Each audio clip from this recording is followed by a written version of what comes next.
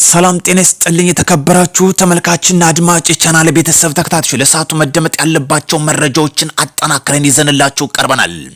ከመቀሌ በራሪ ወረቀቶች ወጣውን በትንታኔ ያስደምጣችኋለሁኝ። ኢትዮጵያ ሁለት ግዙፍ የሆኑ ፕሮጀክቶችን መጨረሷ ተሰምቷል።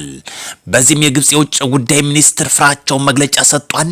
ይህን አንድምታ አስደምጣችኋለሁኝ። በትንታኔና በልዩ ሁኔታ የምንመለከተው ይሆናል። በህገወጥ ታጣቂዎች በደጋ ዳሞት ላይ በተወሰደ ኦፕሬሽን ተጨማሪ ተሽከርካሪዎችን ማስመለሱ የኮሩ ተገልጿል። ይህን ማያይዘን የምንመለከተው ይሆናል። ለሀገራችን ሰላምና ልማት ያደርግልን፣ ጦርነት አይጠቅምም። ውድ የቻናል ቤተሰብ ተከታታዮች እጅግ ደስ የሚሉ መረጃዎች በትንታኔ እየወጡ ይገኛሉ። እነዚህን ጉዳዮች ሰዓታችሁን ጠብቀው ወደ እናንተ ማድረስ ይሆናል። አብራችሁ ተዘልቁ ዘንድ በአክብሮት እየጠየቅን ነው። ሁለተኛው ቻናላችንም ሰብስክራይብ በማድረግ ቤተሰብ ተሆኑ ዘንድ በአክብሮትና በትህትና እንጠይቃለን። ዛሬም ህግ የማስከበር ኦፕሬሽን ተጠናክሮ መቀጠሉ ተገልጿል። የመከላከያ ሰራዊት ከክልሉ የጸጥታ ኃይሎች ጋር በመቀናጀት በደጋ ዳሞት፣ ቋሪት፣ ሰከላና በስትራቴጂካዊ የጮቄ ኮረብታማ ተራሮች አካባቢ ጸረ ሽምቅ ኦፕሬሽን ተጠናክሮ ቀጥሏል። በዚህም በርካታ ተሽከርካሪዎችን ማስመለሱ ታውቋል። በተለይ ቀለም በመቀባት ሲጠቀሙባቸው የነበሩ አምቡላንስን ጨምሮ ህግ ማስከበር ዘመቻ በወሰዱ ኦፕሬሽን ማስመለሱ የተገለጸው ህገወጥ ታጣቂዎች በጮቄ ኮረምቶች፣ ፈረስ ቤት፣ ዋሽራ፣ ጫት፣ ዋርካ፣ ሐሙስ ገበያ ዳግመኛ በወሰደው ህግ ማስከበር ዘመቻ ተሽከርካሪዎችን አስመልሷል። ጦርነት አይጠቅምም። በትዕቢት 4 ኪሎ መግባት አይቻልም። ለሀገራችን የሚያስፈልገው ሰላምና ልማት ነው። ሀገራችን በርካታ ሀብቶች አሏት። በዚህም ግብጽ መግለጫ እንድትሰጥ አስገድዷታል።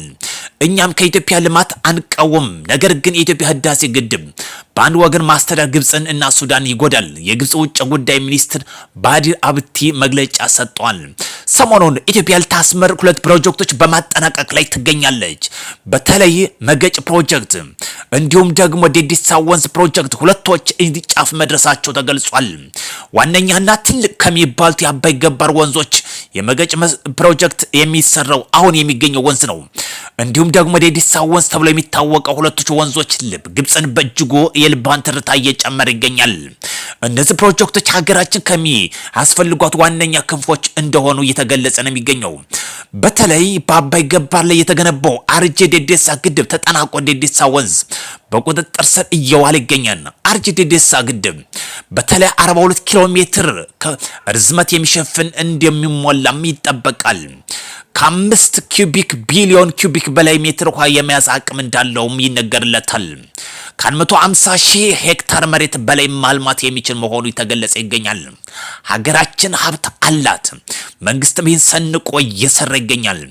እነዚህ ግዙፍ የሆኑት የአባይ ገባር ወንዞች አርጂ ዴዴሳና መገጭ ፕሮጀክቶች ሲጠናቀቁ ግብጽ ራሷ ለምና ከኢትዮጵያ ጋር የምትደራደርበት ጉዳይ መሆኑ ግልጽ ነው።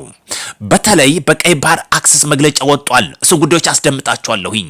በቀይ ባህር ጉዳይ ላይ መግለጫ ሰጥቷል። ሶማሌ፣ ኤርትራና ግብጽ ከኢትዮጵያን የማያካትት የቀይ ባህር የማስተዳደር ሶስት ሀገራትም እንደሆነ መግለጫ ሰጥቷል። ነገር ግን አንድ ነገር እዚህ ጋር ላስረዳችሁ። በተለይ ኢትዮጵያ በወንዞች ላይ ያደረገችው የመስኖ ፕሮጀክቶችም እንዲሁም የመገደብ አቅሟን አጠናክራ እየወሰደች ይገኛል።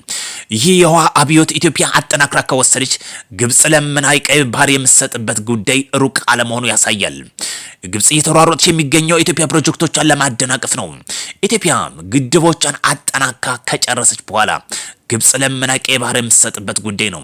የግብጽ እስትንፋስ በኢትዮጵያ ወንዞች ላይ እንዳለ ስንቶቻችን እናውቃለን። ለዚህ ነው ዛሬ ውስጥ ያሉ ባንዳዎችን እየተጠቀመች የሚገኘው። ሀገራችን ሰላም ያድርግልን። ጦርነት አንፈልግም። ልማታችን እናፋጥን። የ11ኛው ራስ ዳሽን ኮር በጥሩ ዝግጅት ላይ እንደሚገኝም ተመላክቷል።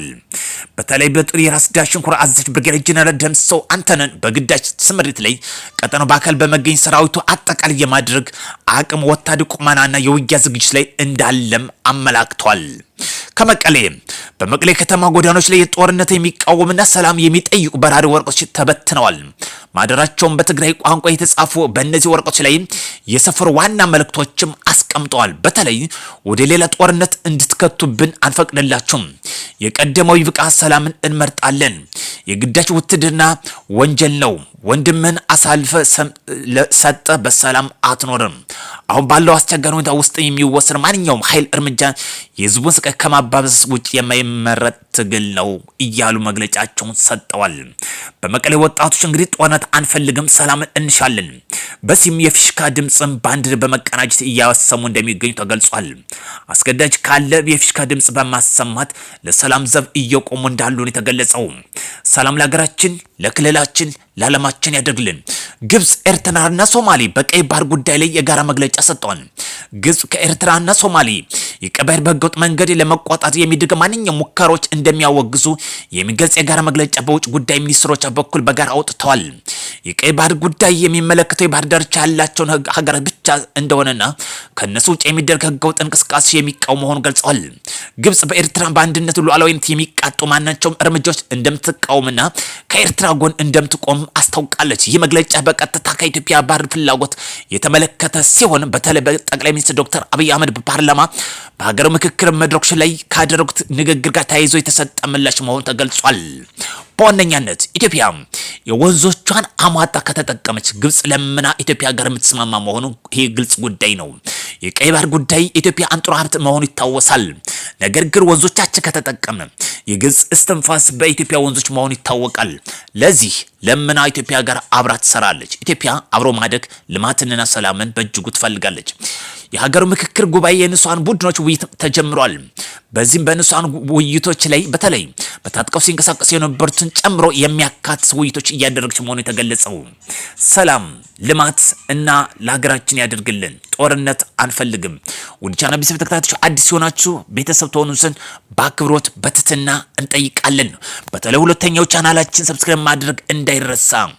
ኢትዮጵያ እጅግ በርካታ ሀብቶች አሏት።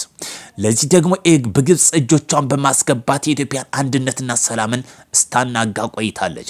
በተለይ ወንዞቻችን እንዳንጠቀም አሁን የተጀመረው የወንዞች አብዮት በእጅጉ ተጠናክሮ እየቀጠለ ይገኛል። የህዳሴው ግድብ በተለይ አባይ ወንዝ ገባሮችን ኢትዮጵያ እየተጠቀመች ይገኛል። እጅግ ወሳኝ ከሚባሉ ገባር ወንዞች የመገጭ ወንዝ እንዲሁም አርጂ ዴዴሳ ወንዞች እነዚህ ፕሮጀክቶች አሁን በመጠናቀቅ ላይ ይገኛሉ። ዋና ዓላማቸው መስኖን ማልማት ብቻ እንደሆነ ተገለጸ የሚገኘው እነዚህ ወንዞች በተለይ ሀገራቻችን ጾማቸውን ሲያድሩ የነበሩትን ሀገራቻችን እያለሙ እያጠጡ ይገኛሉ። ስለዚህ ተመለሱ። ሰላም ይስፈን። ጦርነት አይጠቅምም። በሌላ መረጃ ተመልሰን እስክንገናኝ መልካም ቀን እንዲሆንላችሁ በአክብሮት በትህትና ተመኘውላችሁ።